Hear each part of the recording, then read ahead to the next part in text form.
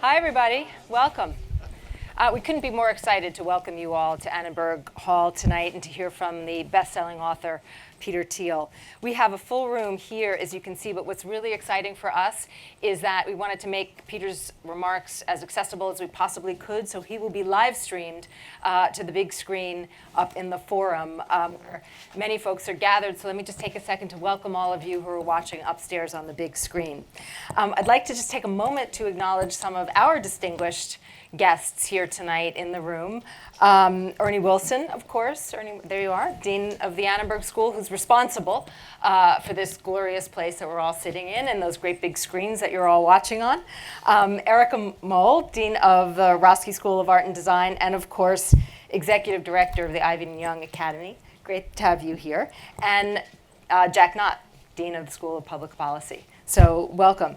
I'd also like to introduce and thank a very special guest, a friend of Annenberg and a friend of Peter's, Alexander Cox of JP Morgan, who really helped coordinate and put this event together for us. He's going to be joining me up here in just a bit after Peter's remarks to do some questions and answers. And after that, we hope to hear from all of you.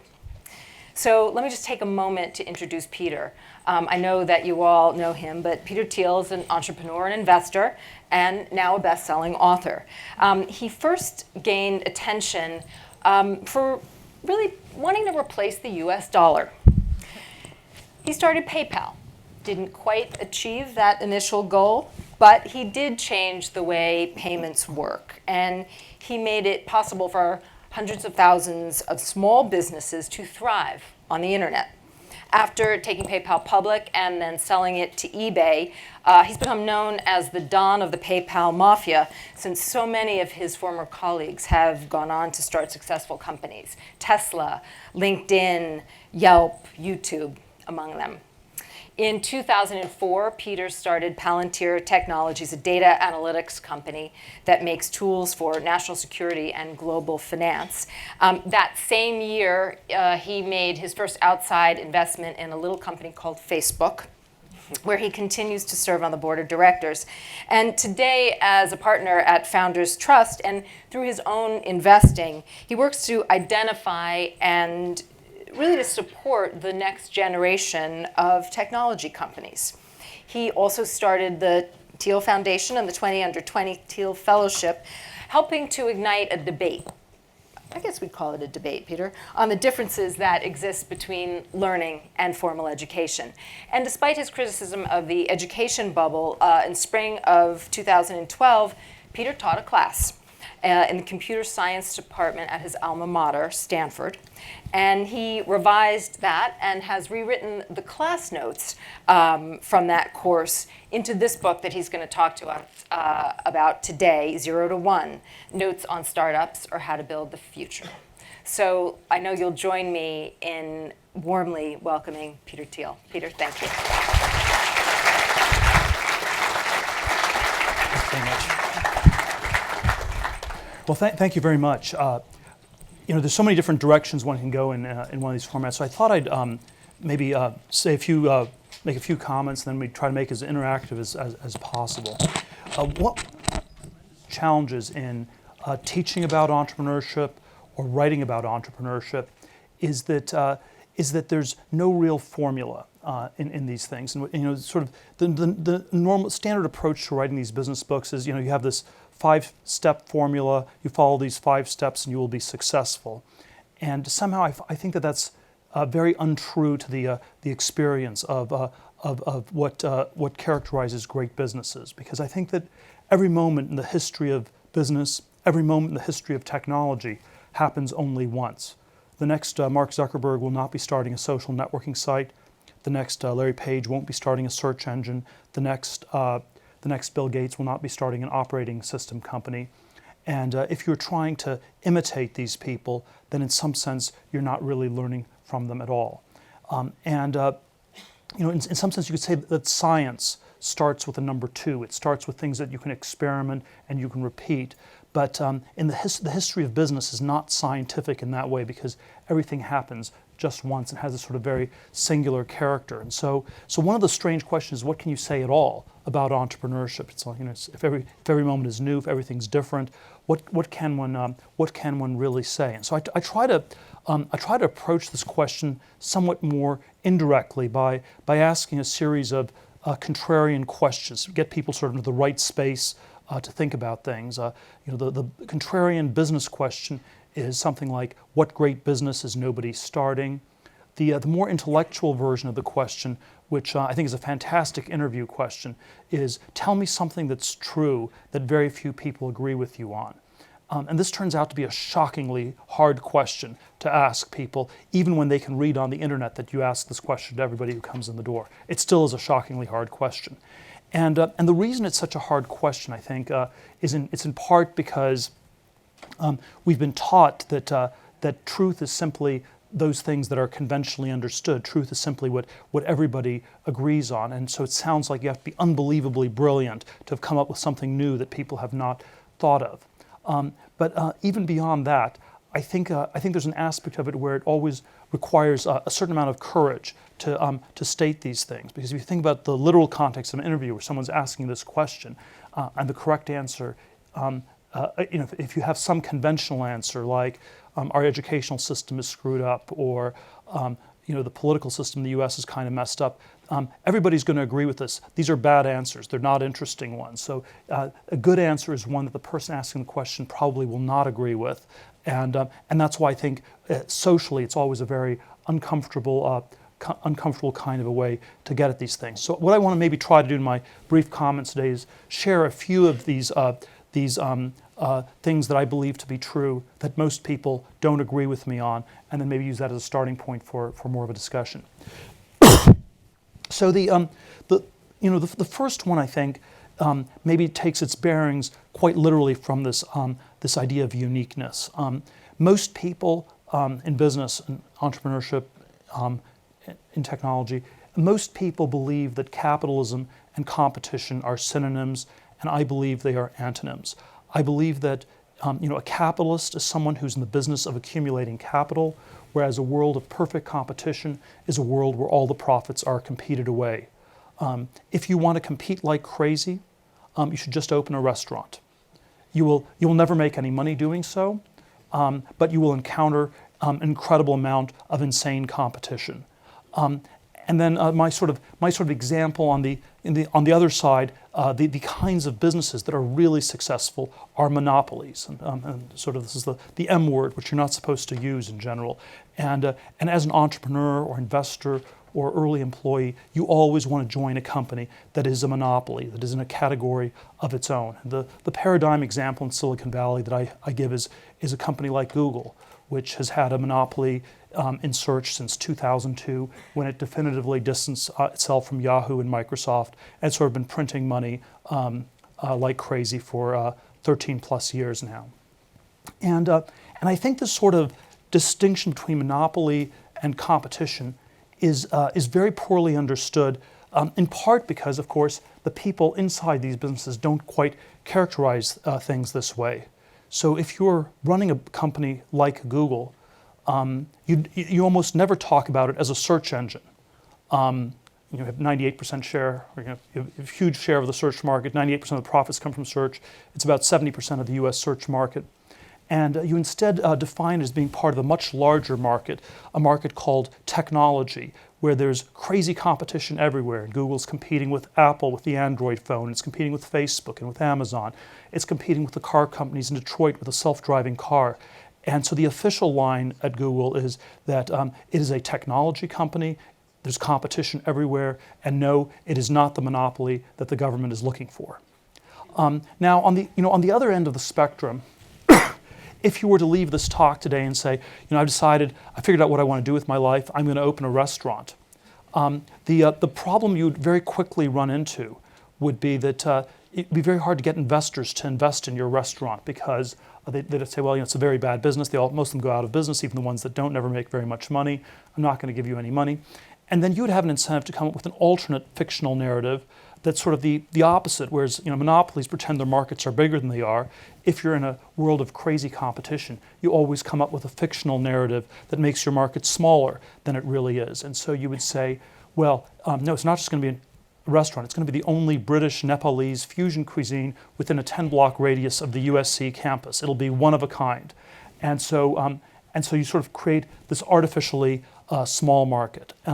And so I think one of the things that one should always try to do as an entrepreneur, investor, someone starting, joining one of these companies, is to try to look beyond the rhetoric, to think for yourself, and think about what is the market really, and not the exaggerated market that monopolies pretend, or the fictionally small market that people who are in crazed competition pretend.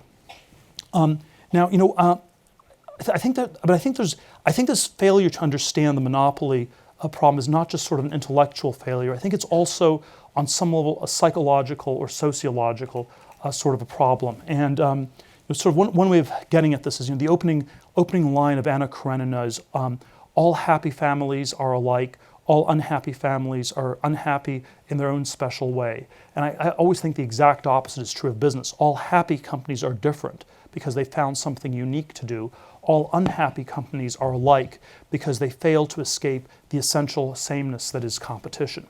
When my chapter for my book entitled "All Happy Companies Are Different" got excerpted in the Wall Street Journal, they sort of, you sort of work with them a lot on editing it and everything, but they get to retitle it, and they changed the title from "All Happy Companies Are Different" to "Competition is for Losers," which had sort of a little bit more of a punch to it.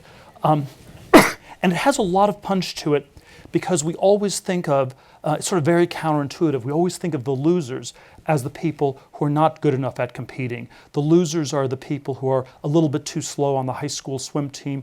The losers are the people whose grades aren't quite good enough to get into the right school or the right graduate school.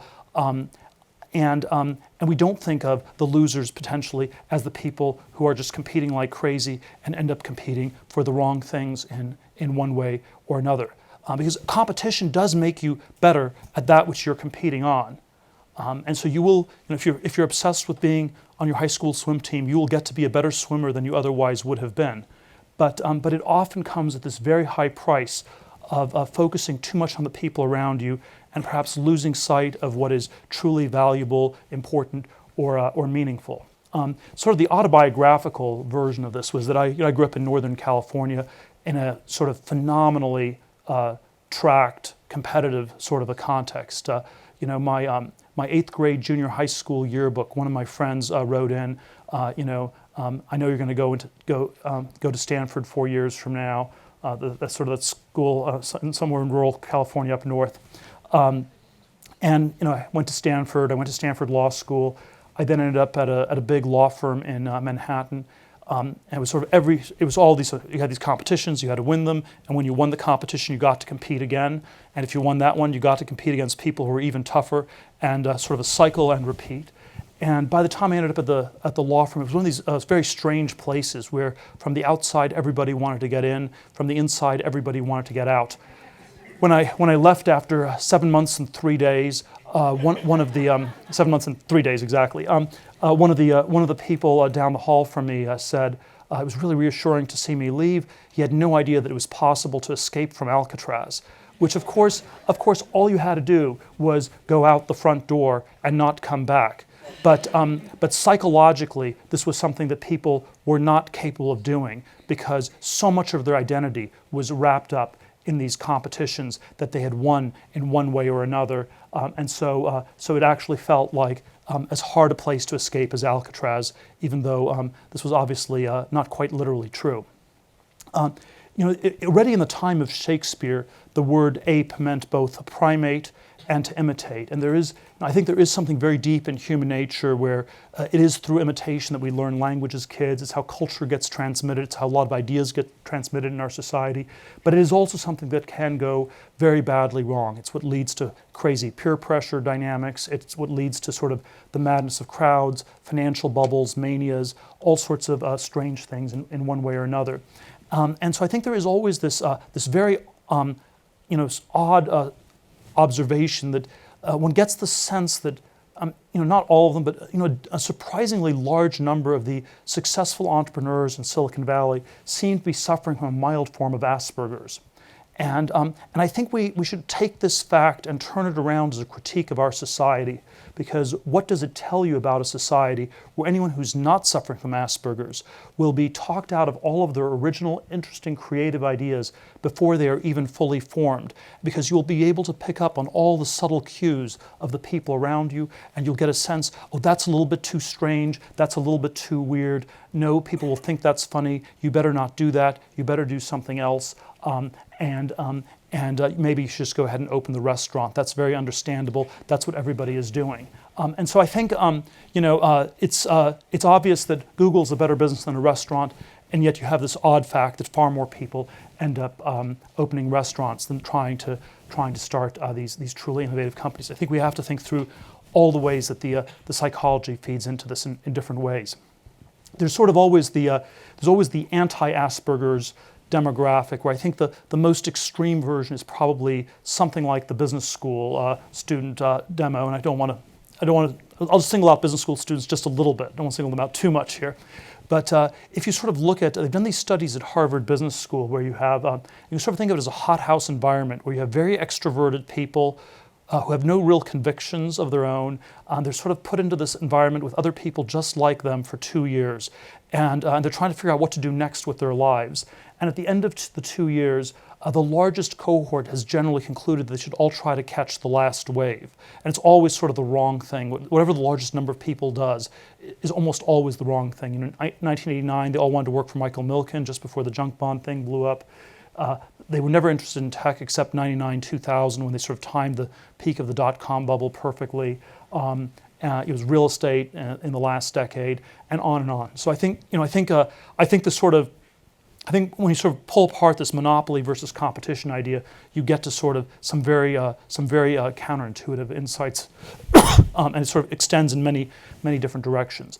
One sort of business application of this monopoly idea that goes in a direction that's very different from the way people normally think about businesses. You're normally told to go after big markets, and I think the key thing is actually to have a large market share, and so it's often better to go after a small market and dominate that market rather than after some enormous market of one sort or another. PayPal, when we started PayPal, we went after power sellers on eBay, which was the small, about 20,000 people. They had an intense need for a better payment solution, and we got from about 0 to 30% market share in the first 3 to 4 months, and that was sort of a very, very auspicious start. When Facebook launched at Harvard in 2004, the initial market was 10,000 people at Harvard. It went from 0 to 60% market share in 10 days. Again, very, very auspicious start. Even though if you had framed this as a business pitch, it would have generally not been investable pre-launch. I mean, I didn't even invest till they were already at 20 colleges. If you'd said, I'm going to start this site and it's going to be the service for 10,000 people at my college, any sort of the conventional business school analysis or VC analysis even would have said, wow, that's just a tiny, minuscule market. That can't possibly be any good. And I think something vaguely like the opposite was one of the mistakes that happened in the clean tech bubble in the last decades, where sort of in the period 2005 to 2008, you had all these companies that were started in clean tech, and some of them succeeded, a lot of them different things went wrong, and so I think there's a long list of things that went wrong. But one somewhat idiosyncratic failure was that almost all of them talked about the market in these vast terms, and so it was sort of like we're basically. So the first page of the PowerPoint presentation would be, we have a market that's measured in hundreds of billions or trillions of dollars. It's this market called energy. It's this vast ocean, and if we get a fraction of that market, we'll still have a great company. And you never want to be a minnow in a vast ocean, because you will never have it to yourself, and you have no idea what else you want to encounter, because you will have to then beat not just the other 9 thin film solar panel companies, but then you'll have to beat the other 90 solar panel companies, and then you'll have to beat the wind companies and the natural gas companies and the fracking companies that came out of right field and the Chinese cheap manufacturing that came out of left field. And soon enough, there was competition everywhere, and somehow it did not work as a business at all. Let's see. So I say one. Now I do think there are sort of one of the things I want to underscore as sort of a second contrarian idea is that I think there are actually more such opportunities left than we think. And I always like to differentiate. If you sort of describe the answers to my question, tell me something that's true that people don't agree with you on. There are, what great business is nobody starting? And I think you can sort of have a trichotomy of truth. There are things that are conventions which everybody understands to be true. These are not interesting things to start with in business. At the other end of the spectrum are things that are mysteries, which are somehow so hard that nobody in the world can figure them out. And I sort of have this in-between category of things that I describe as mysteries, things that are hard but possible to figure out. And I think there are a lot of those things left in our world. Now, there definitely are certain areas where probably the domain of human knowledge or the business space is largely complete. If you were growing up in the 17th or 18th century and you looked at a map of the world, there were still some empty spaces on the map. You could become an explorer and go to those spaces. It was going to be a hard thing to discover these secrets of what was going on there. But there was sort of a way you could go about doing this. In the 19th century, you could have sort of filled in various parts of the periodic table of elements. And so in the early 21st century, probably geography or basic chemistry are not places where you would actually find new secrets to discover. But I think there are actually many of these domains left. And I think it's one of the incredibly self-defeating things that we tell ourselves that there aren't that many secrets around, that basically it's either already been discovered by somebody else or it's impossibly hard because someone, if no one's gotten it, it's too hard to figure out. And I think sort of the very first thing one can say to that is that if you believe that there are no secrets left to find, then you will not be the person to find them. And I think the reality is that there are sort of many different fields, and it's typically involves something somewhat idiosyncratic. It doesn't involve necessarily pushing the frontier in a conventional field, because when you try to push the frontier in a conventional field, you will again just encounter enormous amounts of competition in all these different ways. It comes much more from some sort of new category that people haven't really thought about. When we started PayPal, we were very interested in the intersection of cryptography and sort of finance. And there was a small number of people who were interested in financial cryptography. And that sort of was a really motivating idea, how we could create a new world currency. We failed to build the Bitcoin protocol, which people did figure out, 12, 15 years later, 13, 14 years later. But having sort of some somewhat idiosyncratic area that you're very passionate about is, I think, a way to anchor this sort of a search for secrets. And this is sort of, and I think there are a lot more of these than we think. They're not just in information technology. I think they're in many other areas. And I think we've told ourselves a lot of somewhat self-defeating stories that sort of the world is flat, everything's already been discovered, or is impossibly hard. And we sort of tend to sort of have this binary account where everything's a convention or an impossible mystery, nothing's in between. And I think there's always a lot in between. Let me sort of describe this in a slightly related way. One of the questions I often get asked, which I don't like that much, but it's sort of, what are some trends in technology? Where do you see things happening? And it always feels like this question where I'm not a prophet, I can't really say what's going to happen. It sort of incensed me to come up with all these very banal answers. So it's like, well, there are going to be more people using cell phones in 5 years or something like that, which doesn't really help you that much. But the general answer I've come up with is that I believe all trends are overrated. And so if you hear something that sounds like a trend, it's overrated. The more trendy it is, the more overrated it is. And so education software, healthcare IT software, these are common buzzwords, common trends. It's somewhat overrated. Too many people are trying to do things.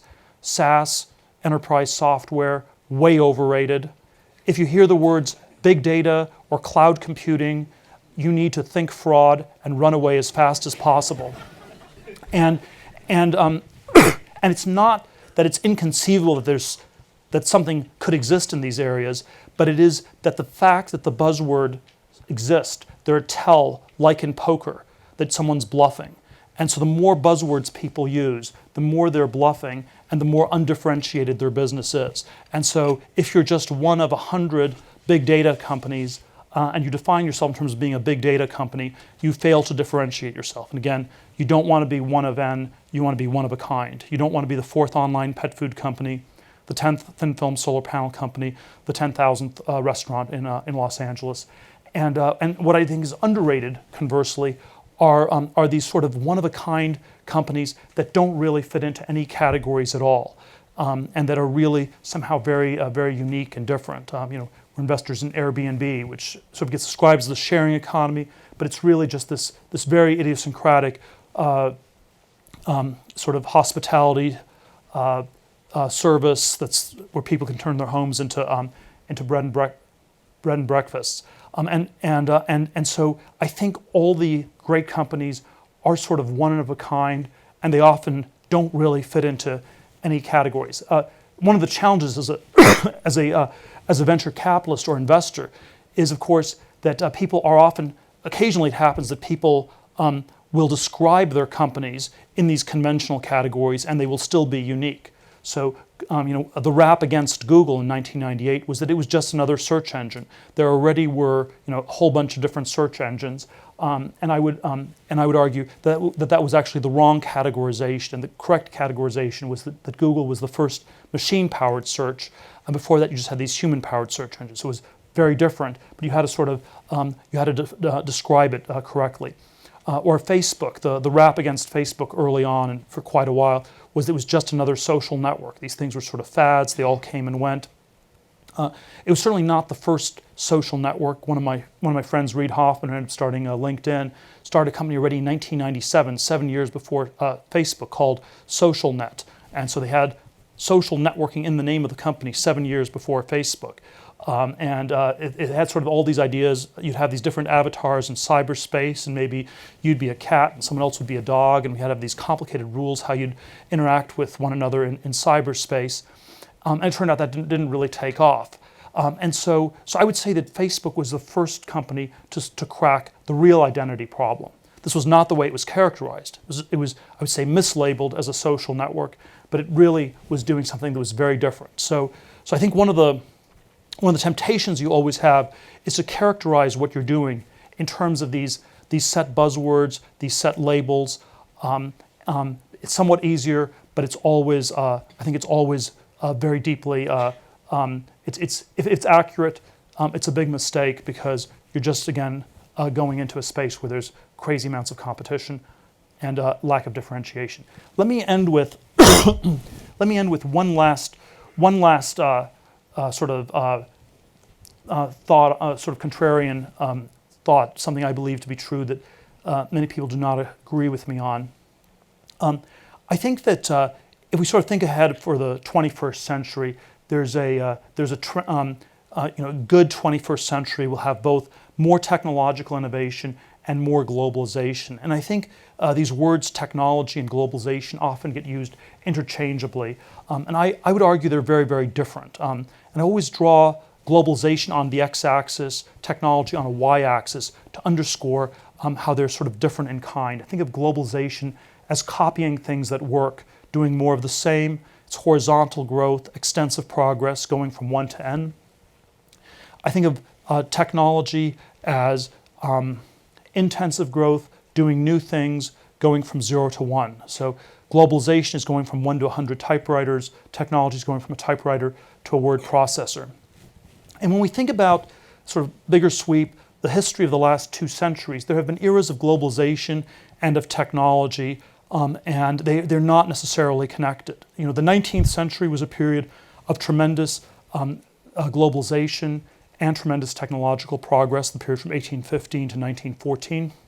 1914, World War I starts, globalization sort of goes in reverse, there's less trade, countries become less connected. Technology still continues to proceed very quickly on many different fronts. 1971 Kissinger goes to China, and the last 40 years has been a period when globalization has reaccelerated.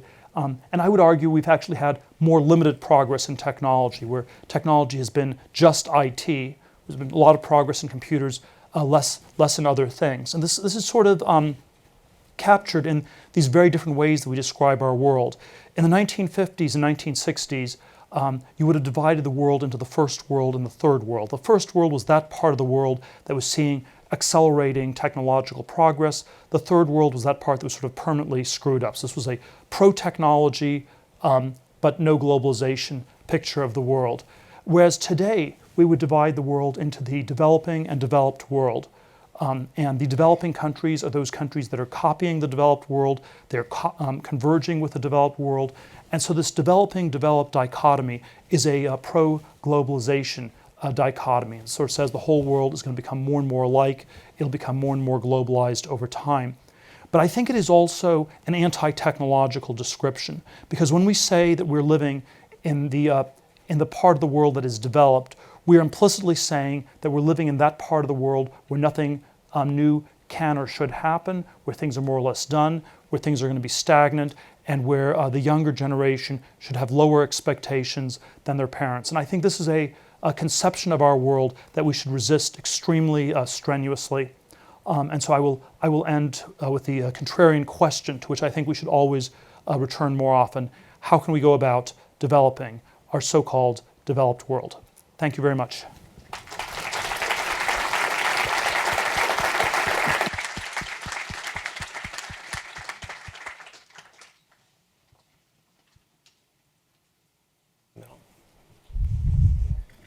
Very impressive. Peter just got off a plane from Europe, walked right in and delivered that talk. So among other things, we're appreciative for you for making such a long commute to get here. Glad to be here. So as I said, Alex and I are going to field a couple questions, and then we'll open it up to your questions. Alex, Sure. you want to start? Sure. So Peter, I think we wanted to start on the title. And your book talks a lot about doing new things, doing what has never been done before, going 0 to 1. For a lot of people in the room that are thinking about their own ideas, there's a lot of what I call entrepreneurial anxiety to be the first, right? To be unique, you have to be the first one out there, the first mover. But you talk a lot about the last mover advantage, and I was wondering if you could elaborate a little bit on that. Which one is it? Is it being more important to be the first mover or this last mover advantage? Well, you need to be both. Yeah. You need to be both the first and the last. So you certainly, let me start with the importance of being the last. When we did this exercise at PayPal in March of 2001, where we were looking at how valuable the company was, and you do sort of discounted cash flow analysis, and you have a growth rate, you have a discount rate, and it turned out that about 3/4 of the value of the PayPal business came from profits we would be making in years 2011 and beyond. And that's, if you sort of go through the math, that's roughly what you get for any of these companies. If you look at Facebook, Twitter, any of the sort of next generation software companies today, next generation technology companies, 70 to 80 to 85% of the value comes from profits they'll be making in years 2025 and beyond. And so we're always, so to have a successful company, both to grow and to endure, we tend to focus too much on growth because it's measurable. We don't focus enough on the question, will the company last? Because that's a much more qualitative one. I think there's sort of some indirect, qualitative ways one can get at it, but I think it's an extremely important question to get at. So definitely all the great companies are ones that in some sense, grew a lot, but then also really lasted. It's not enough to just sort of grow fast and then blow up as people get tired of you. You don't want to be sort of the nightclub where it's hot and then it's not, or something like that.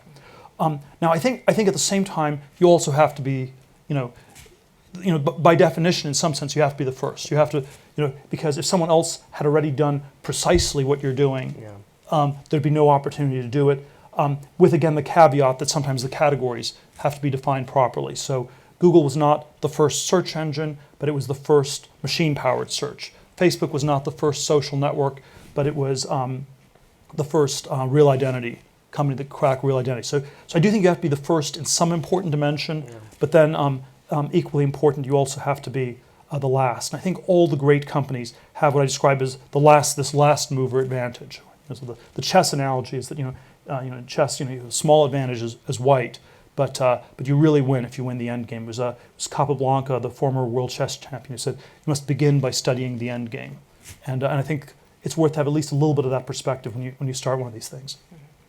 Peter, when you talk about vertical progress, 0 to 1, how do we make sure that ability, the ability to create, nurture, support, fund new technologies, new breakthroughs, new companies, is accessible to all? How do we make sure that this 0 to 1 follows the Silicon Valley model in some ways, but not in the area that is less commendable in terms of its lack of diversity? Well, let's see. So I think I certainly think, again, I think there's no sort of one-size-fits-all approach for any of these kinds of things. There obviously are all these challenges where there's not enough. It would be good if more people had access to learning computer science, to learning various other engineering disciplines, to various other fields. I do, so I'm a little bit of a partisan of Silicon Valley here, and so I do think there's always sort of this way to blame Silicon Valley for not doing more. I like to always blame Silicon Valley for not doing enough on the technology side. So we have a tagline on our Founders Fund website is they promised us flying cars and all we got was 140 characters, which is a little bit of a crack at Twitter. And there certainly are ways you can blame Silicon Valley for being too focused on IT or not doing enough on other things. But I think it's really a problem. It's really a problem everywhere else. If you ask me, how do we get more diversity in terms of the people in these companies? I think it's often framed as an engineering problem or a problem of getting more executives. I actually think it should be reframed as a question about the founders, because I think it's the founders that end up setting the real example and setting the cultural template. And there's something extremely special and important about the founding moments of these companies. I don't have an answer to how you do that, but I think so long as we're talking only about employees or executives, we're not even tackling the real problem, which is how do you change the caliber and the narrow range of people who are currently founding these companies. So how do you do that? Well, I don't have an answer, but I think that's the question you need to ask. And I think until we ask that question, we're not even engaging in the real debate. It's not a straightforwardly political answer, because these founding moments they often come from people who've worked together for a long time. Right. They've been friends for a long time. It's one of the questions I often ask teams of founders when they come in is the prehistory question. When did you meet each other? How did you start working together? Sort of the bad answers are things like, we met at a networking event a week ago and we decided to start a company because we both wanted to be entrepreneurs. Okay, these are really bad answers. And then a good answer is like, we've been friends for 3-4 years in college, and one of us is going to be on the business side, and one of us is going to be on the tech side, and that sort of a organic answer is one that's very promising, and that's the kind of thing one would have to think about doing differently. But that would, by definition, create a collection of people who think alike. And all we hear today is, no, that's not what you want in your founding team or in your management team. You want a group of people who think really differently, that builds a better business and grows a better business. Well, I think you want people, I think I would always define a company, a great company, as one that thinks differently from the rest of the world, but does obviously, you have to have something in common internally. And so you have some agreement on one thing that you understand that nobody else understands. When my PayPal colleague Elon Musk started SpaceX, the founding vision for SpaceX was that we were going to go to Mars, and that this was the most important problem in the world for us to solve. And not everybody would agree with that, but the rocket scientists that believed going to Mars was the most important problem in the world were natural people to join SpaceX. So I think great companies are often characterized by having by being both different and alike, where they have a very powerful idea that's very different from an idea anybody outside them has, but it's one that people on the inside do have, and that you don't want to, you don't want someone to say, well, we shouldn't go to Mars, we should just go back to the moon, or maybe we should go to the sun, or maybe we should just go into, we should just go up 100 kilometers like Branson. 100 miles is too much. We'll do kilometers. We'll do the metric system, and that sort of would not be that constructive at a place like SpaceX.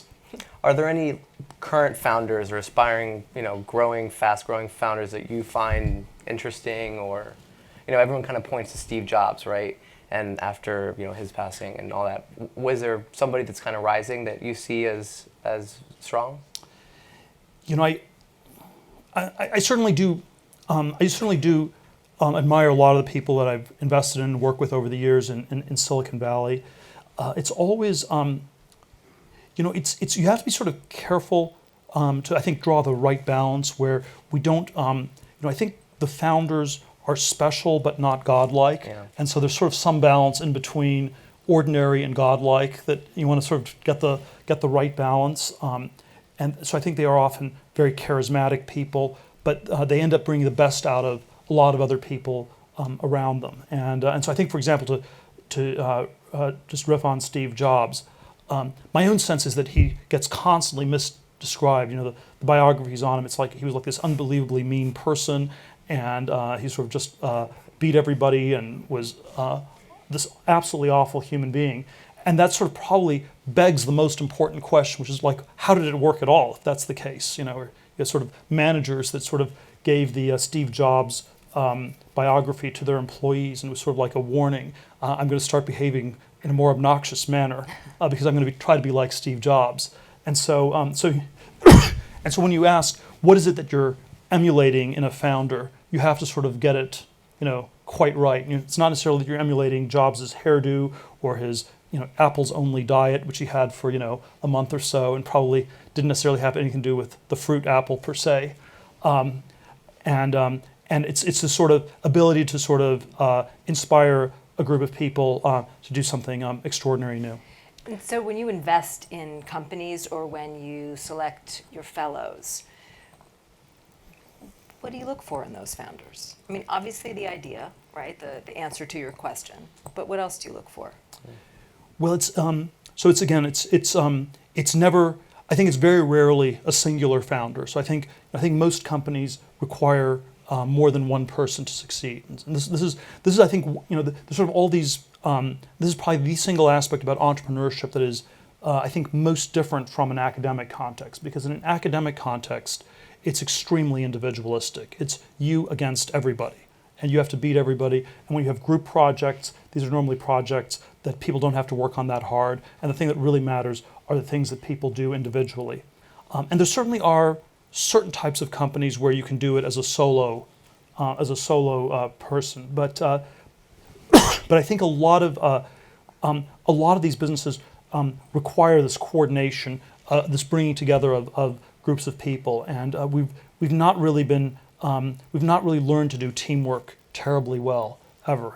We sort of learned it maybe a little bit in some athletics, but it's always this super fake, stylized context, and so I think and so there are all these like Zen-like paradoxes. It's like you want people who are really stubborn but really open-minded.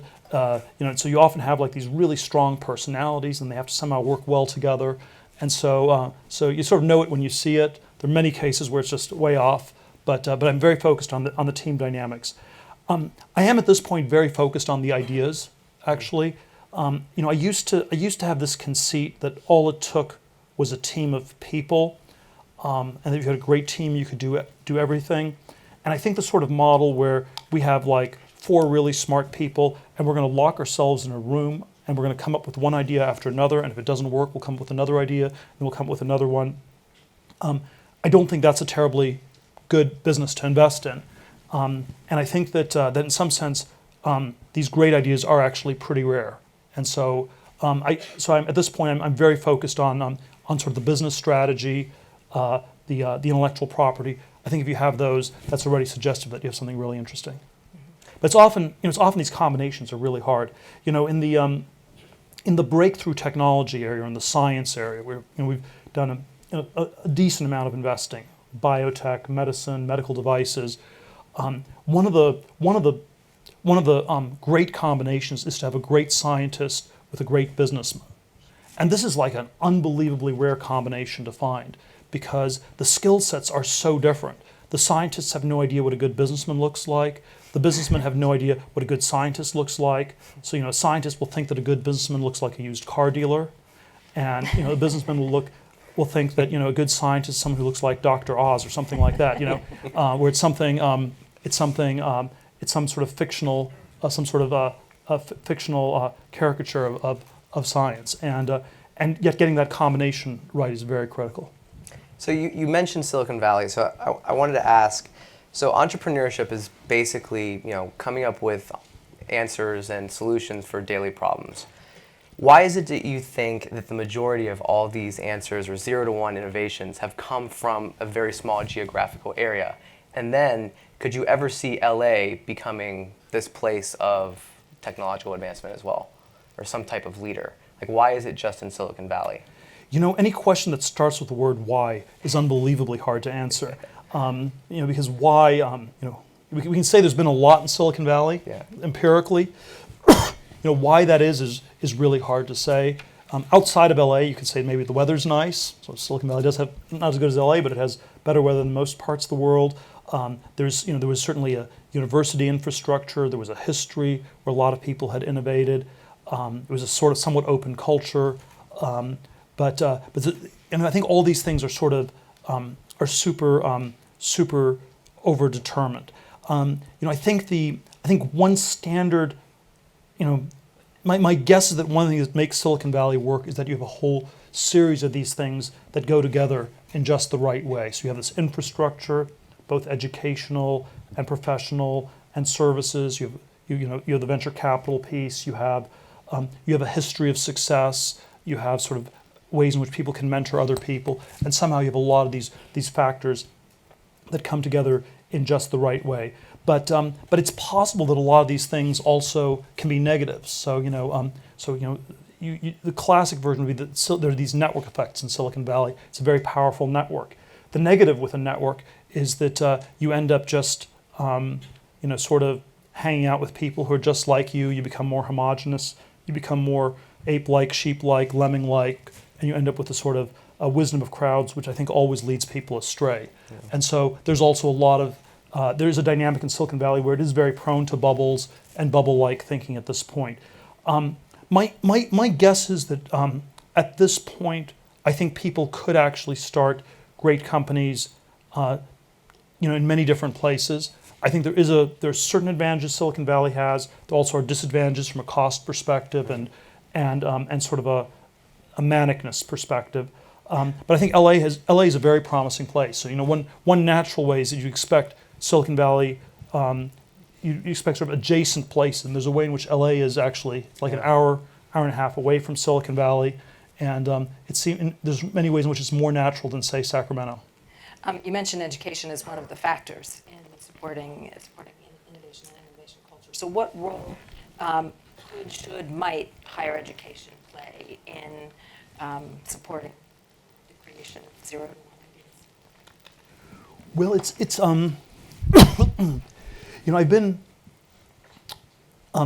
I've been a fairly big critic of the university system over the last. By the way, nobody years. here has noticed, I'm sure. I think that it's obviously the case that our universities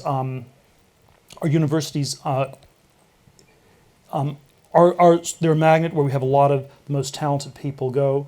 There is some degree, and I think the question that's worth asking is when I sort of remember my senior year in high school where you had sort of people had all these like incredible aspirations, incredible dreams of what they were going to be doing with their lives, and when you sort of look at a lot of those same people at college plus 5 years, it's a surprising degree to which that's been beaten out of people.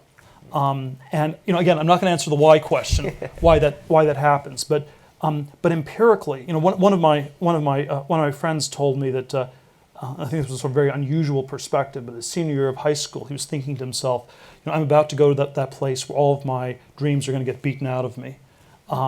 Because this is what happens empirically to a lot of other people, not answering why. And I think that that's something certainly that needs to be resisted. Now, I don't think everyone should drop out of college or that nobody should go to college. I'm skeptical of the one-size-fits-all model that we have in our society, where you go to Yale or you go to jail. There's basically, and I think that, and I don't have an alternate formula. So I don't have there's going to be this different formula where I don't think everyone should be an entrepreneur. I think entrepreneur is actually a terrible label. It's against a buzzword, bad buzzword. I think the future will be somewhat more heterogeneous. The analogy I've used is that I think the university system today is in a crisis somewhat similar to that of the Catholic Church circa 1500, where you have sort of all sorts of debates and divisions between different universities. You had differences between the Dominicans and the Franciscans and so on. But it was a universal church. It's a universal education system where it's costing more and more. You had the system of indulgences that was costing more and more. And you're told today that you'll be saved if you have a diploma. If you don't get a diploma, you will go to hell. And I think that the future will not be some. I'm not trying to create an alternate church. I think the future, it will. My message is very disturbing. It's like that of the 16th century reformers. I think people have to figure out how to save themselves, which is the last thing people want to hear. Great. If you're okay with this, I think we're going to go to the audience for questions. No pitches, but questions. Yeah. This isn't Shark Tank. Maybe right down. Marianne, can you come down? Peter, you recently made a significant investment into the marijuana business, which is contrarian, certainly. I'm wondering why you chose to invest into a fund, given the capabilities of your team, as opposed to making direct investments. And what do you think is going to happen on a federal level with that whole situation? Yeah, it was a relatively small investment. It got a shocking amount of publicity. So we've been looking at. What was the size, by the way? We invested $5 million. We have about $1 billion in our fund, so it's it's a decent size, but not crazy large. We looked at a whole bunch of different businesses. This seemed like the best group. They'd sort of started a few different businesses in this space. I think one of the general. Let me answer this a little bit more broadly. I think I'm always very interested. I think the regulatory framework for various industries matters a great deal, and what's often very important is when the regulatory context changes. So if you have things that were heavily regulated or even illegal, and they're getting less regulated or becoming legalized, that's often a general area where there may be a lot of opportunity. Conversely, if you have something that's getting more heavily regulated, that's often an area that I think people should be very careful and stay away from. So we spend a lot of time on the other, for example, looking at financial technology as another thematic area where, on a high level, it seems that there's a lot you could do on the internet with finance and technology. But the worry we keep running into is that we're in a world where the banks are getting outlawed more and more, are getting regulated more and more, and you really want to be going against the current that much. And I think at this point, marijuana has been effectively legalized in 28 states. You can debate whether it's medical marijuana or marijuana, but it's basically been, and I think that trend is set to continue and accelerate in the years ahead. And on a federal level, rescheduling the drug or whatever, did you do a bunch of due diligence to determine your best guess what's going to happen there? I think they will just not enforce the laws, like they do in the Netherlands. Yeah, I think our political system's pretty broken. So if you actually wait for the laws to change, you might wait for a very long time. But I think it will just not be enforced. Thank you. We've got one over here. Hi, Peter. I was just wondering, is there a difference between the Peter Thiel thinking philosophy of starting a business and also investing? The reason why I asked that question is because obviously a lot of my friends and I see 0 to 1 as a Bible, but then we look at some of the investments and we think there's some sort of like discrepancies over there. One company in particular I'm thinking about is Klinkle, which doesn't really fit into the 0 to 1 model. Let's see. Well, I don't know. I don't know if I'd want you to. I'd like you to read my book, even if you don't think it's the Bible.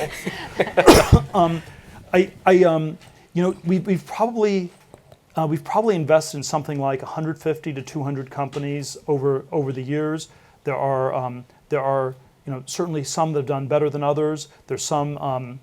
There certainly are all sorts of contexts where you get pitched on things where it's incredibly charismatic, incredibly convincing, and then things don't always work out quite as the pitch would have indicated. I don't like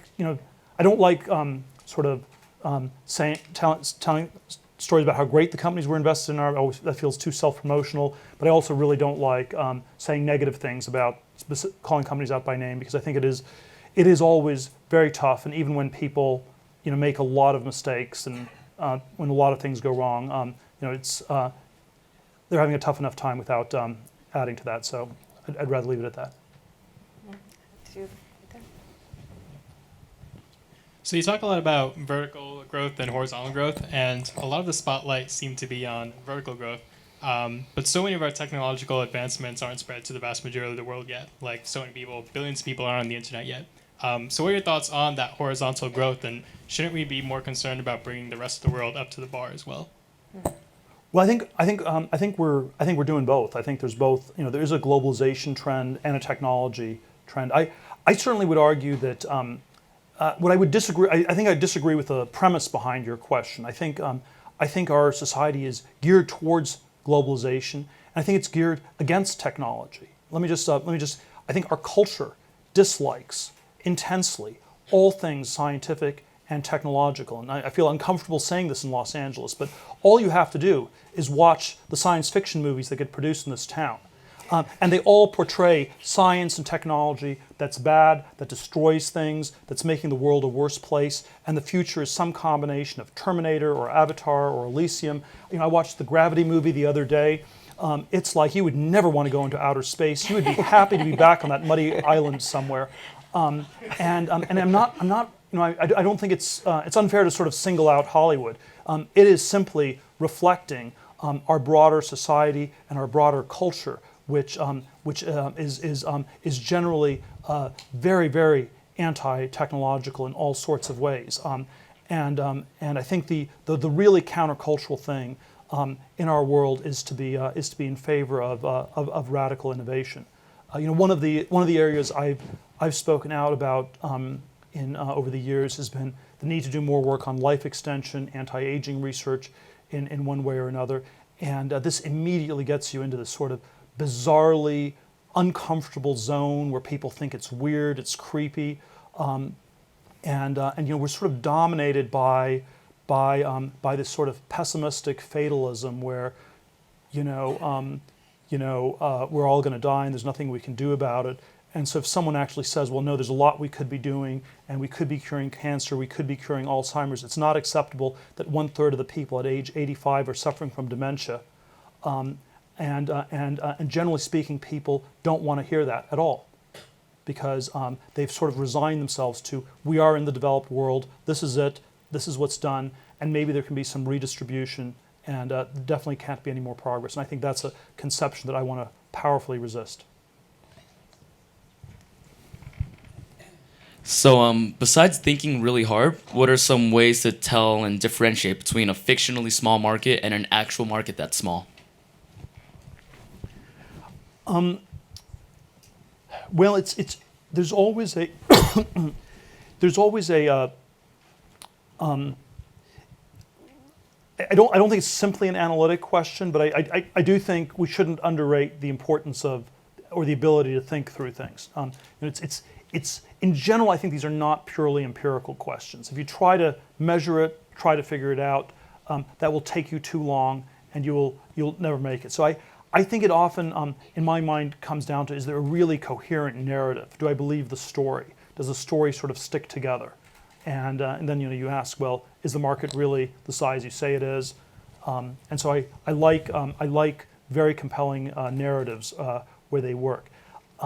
Certainly one form this is often taken in the area of tech has been doing new things on somehow a very small scale, where they then build out in concentric circles. So it's like Amazon started with just a bookstore that had a much broader selection of books, and gradually expanded from there to other forms of e-commerce and sort of built it out in concentric circles.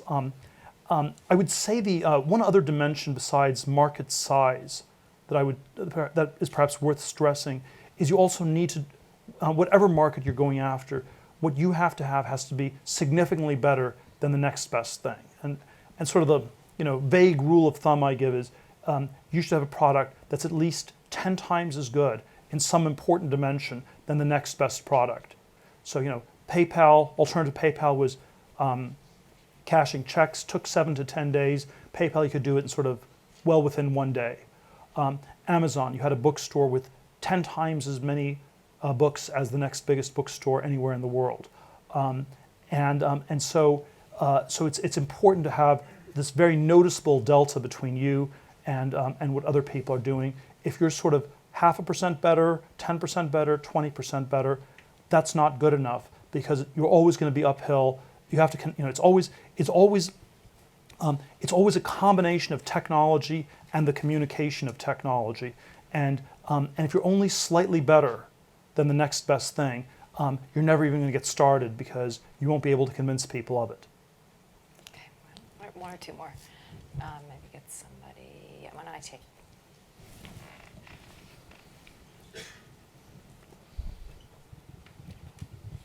So Elon Musk, he started companies in aerospace, automotive, maybe transportation soon, and solar.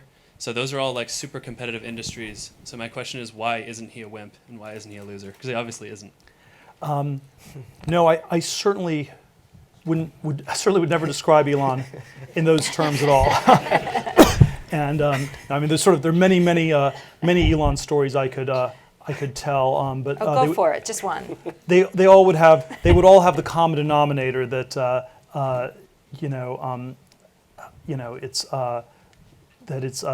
it's all sort of really crazy in one way or another. Well, I'll tell one.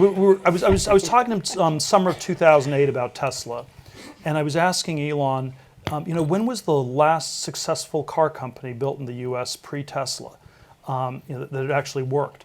And the last successful new car company in the U.S. at the time had been Jeep, which was started in 1941. It was sort of heavily subsidized by the military in World War II. And so there had been no new car company in 69 years. And I said, is that a bad fact or a good fact? And it was, well, Elon's was sort of the glass half full, quarter full, 1/10 full. Was it's about time for a new car company. Now, what I would say, to answer your question more directly, is that in both space and cars, which are the two main ones, I think Solar City was a little bit different, but the two big ones were Tesla and SpaceX. I would argue the competition was actually pretty weak. The big car companies in the U.S. massively screwed up on every level, and so he sort of he didn't try to create a new search engine. If you're competing up against Google, I would discourage you from doing that. I invested in 2 search engine companies over the years. It's impossible to compete with Google. Competing with General Motors, Ford, that sounds a little bit more feasible. And then on the rocket side, you're basically competing with these sort of very corrupt, half government, half private, aerospace conglomerates that have become these kludgy, super inefficient kinds of businesses. And so there was actually a real opening for SpaceX to do something new. I think one of the forms that innovation takes all these different forms, and we often think of innovation as sort of a lot of incremental improvement, which is sort of like you sort of improve things along a curve. This is sort of a very common way that we see innovation. Occasionally you have sort of the brilliant breakthrough where it's just you have this eureka moment, you come up with something new.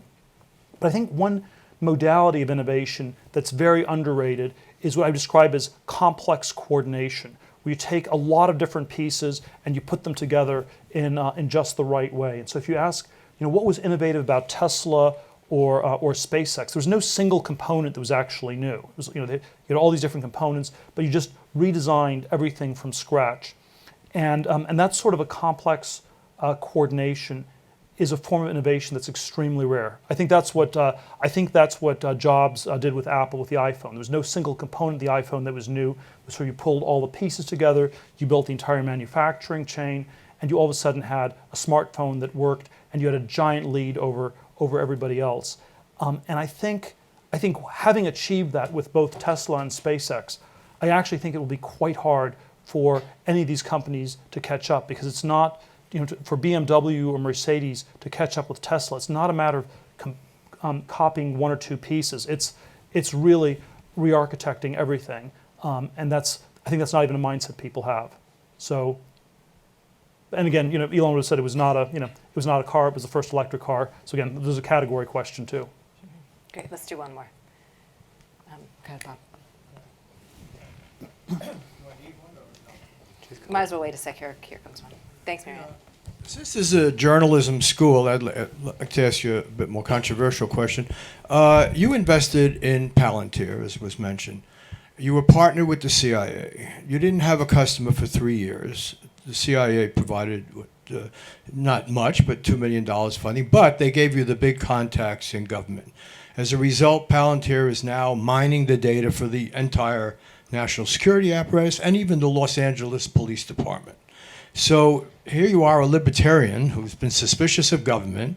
You mentioned the founders, but the founders that gave us our Constitution certainly had a great concern about privacy and individual sovereignty, fear of government. And yet Palantir, your company, is now a private company, so we can't get too much information about it, involved in secret contracts with surveillance agencies, right, mining the data of not only the American people, but people throughout the world. And in light of the Snowden revelations, aren't you really a part of this military intelligence complex that has enormous power and is quite frightening in a democratic society? A lot of different questions embedded in that. Let me try to answer as many of them as I can. So certainly as a libertarian, I believe that civil liberties are very important. I believe privacy is very important, and I think that there's something very ambiguous about information technology, and people they've had very different views of what the future of the computer age looks like. In the 1960s, people thought it would lead to sort of a centralized one world state where the state got to monitor everything. It was a Star Trek episode from the original series where you had the planet Beta, where it was run by a computer, and the computer had just been running the whole planet for 8,000 years, and sort of a peaceful, docile, very uncreative, somewhat softly totalitarian place. By the late 90s, the future of the computer age was seen as sort of cypherpunk, anarchy. You'd have encrypted stuff everywhere. Everything would be sort of radically decentralized. And so in the 60s, computers would centralize. By the 90s, they would decentralize.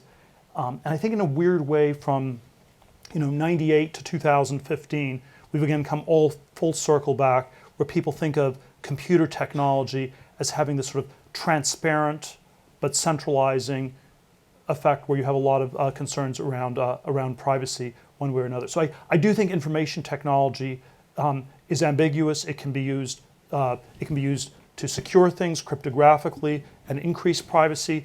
It can be used to also make things more transparent and in some respects less private. Now with respect to the national security question in this country, it is my view that we basically that if we do not use information technology in the fight against terrorism and things like that, what will happen will be you will get more terrorist attacks, and you will get low-tech responses to them, which is what happened after 9/11. And as a civil libertarian, the ACLU will never protect you after something bad happens. Because when you have an event like 9/11, the politics changes, and you get something as toxic as the Patriot Act gets passed. And at that point, it's always too weak. And so it's imperative from a libertarian perspective that we use these technologies to try to narrowly focus on suspicious behavior and prevent it before it happens. And that's how we will have a world that protects more civil liberties in one way or another. Now, I have a very different perspective on the Snowden NSA revelations more generally. And what I think is remarkable about it is how little was being done with all the data. I mean, you sort of get the sense the NSA was hoovering up like a vacuum cleaner all the data all over the world. But there were no exploding cigars. There was no James Bond type stuff. There was, supposedly Obama, had spied on Chancellor Merkel's cell phone. I'm sure that was even news to Obama, right? So we had like this sort of manic data collection that was not actually being used in any actionable way. And what I would suggest the way you have to think of it is that it was a sort of a bureaucratic momentum where it's like we're really stupid, we don't know what to do with any of the data, and therefore we get more data. And then you get even more data, even more warehouses full of data, and then you say, well, we still don't know what to do with it, so we need to get even more data. And so that the antithesis to something like the NSA, if you could figure out more sophisticated ways to identify things, then I think you'd have far fewer privacy violations than we do today. I think you have an appalling reduction in privacy in aviation. Air travel it's massive reduction in privacy, very little improvement in security, and that's what a low-tech response to terror looks like. And so I think I often define technology as doing more with less. And so with respect to this question of national security and privacy, technology means more security with fewer privacy violations. And then again, because we're living in a non-technological world, it always gets framed ideologically. And the ideological debates in our society are never more with less. They're always more with more or less with less. And so the ACLU version would be we'll have less security but more privacy protections. The military intelligence complex would be more security and less privacy, and you're always making trade-offs. So the ideological debates are always about trade-offs. Technology is about finding a way to avoid a trade-off. And in that sense, I think Palantir represents something that's very much at odds with both the ACLU on the one hand and the military intelligence complex on the other, which are just sort of these ideological twins. They they believe in the same terms of the debate, whether you're in the ACLU or the NSA, because both sides say that it's just a trade-off that you're making, whereas a technological answer is to find a way to avoid making trade-offs. Now, I'm not saying, mind you, that we couldn't imagine bad technologies that would be catastrophic. You could imagine, some evil computer that runs the world and is really, really bad. So I'm not a technological utopian who believes that all the technology is simply good, that it's a panacea for all our problems. But what I do believe is that without more intense technological innovation in this and many other areas, there is no good future, period.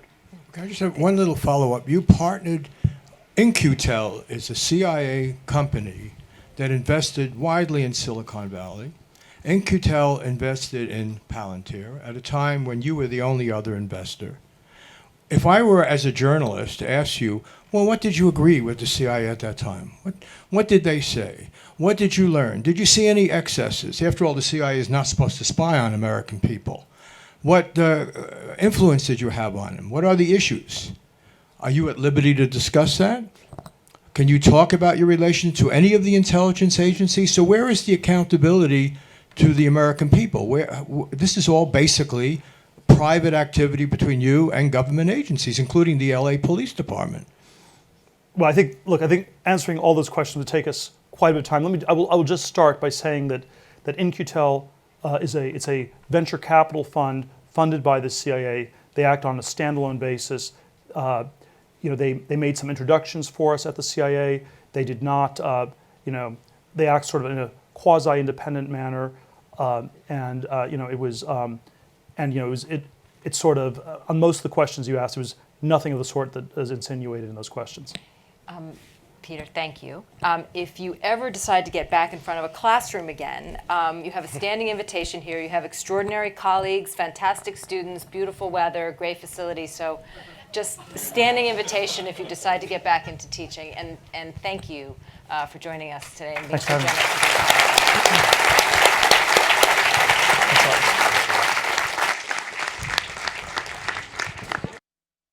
We have book sales outside, and Peter will be signing books right outside the door.